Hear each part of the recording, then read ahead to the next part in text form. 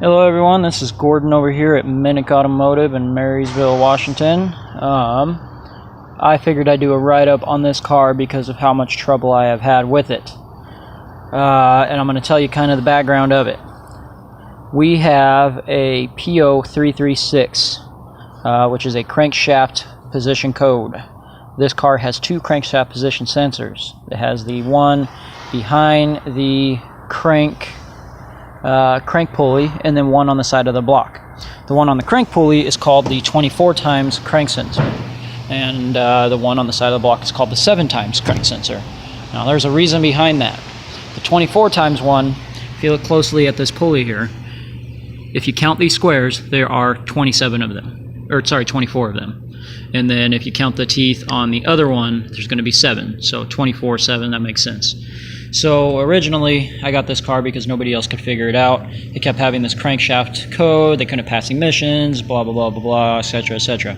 Anyway, this was the original crankshaft sensor that was in it. And the way this works is it goes just behind here, and it counts. It's got a little magnet in there, and it counts how many times it breaks magnetic field.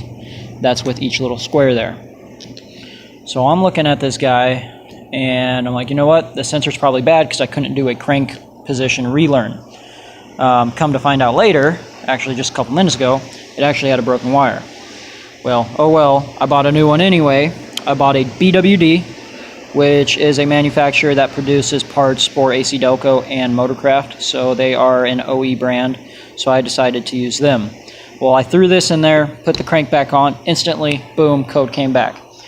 So I'm sitting here racking my brain. I pull it back out, getting ready to call up O'Reilly's and say, hey, send me a new one, because I checked the wires between the PCM and this connector, and they all have continuity. So I'm sitting here like, okay, so I start testing the sensor. Well, I'm not getting any Hall effect switching at all, which means that it's not counting these squares over here. So I start looking at this new sensor, and I pull back my sheath, and lo and behold, this wire right here that I just soldered and repaired and heat shrinked was broken in basically the exact same place this one was. But this was a brand new sensor out of the box. As you can see, it is much, much, much cleaner. It has a little bit of silicone there because I had done some repairs to the front of the motor. But you see this one, nice and dirty. Well, the moral of the story here today is even new parts can be bad. And it's happened to me quite often. I mean, more than 10-15 times over the past few years. It happens. People return these because they accidentally cut through the wire or whatever. They return them. So, and they try to return them for new, and then the auto parts stores don't look at them. So moral of the story is always look at your parts. I spent hours and hours and hours diagnosing this when I should have just pulled back this sheath. If you look at it, the sheath comes all the way up and covers everything. So tell me how I'm supposed to see that broken wire in there. I'm not. I just kind of moved it and boom, found it. It was broken in there.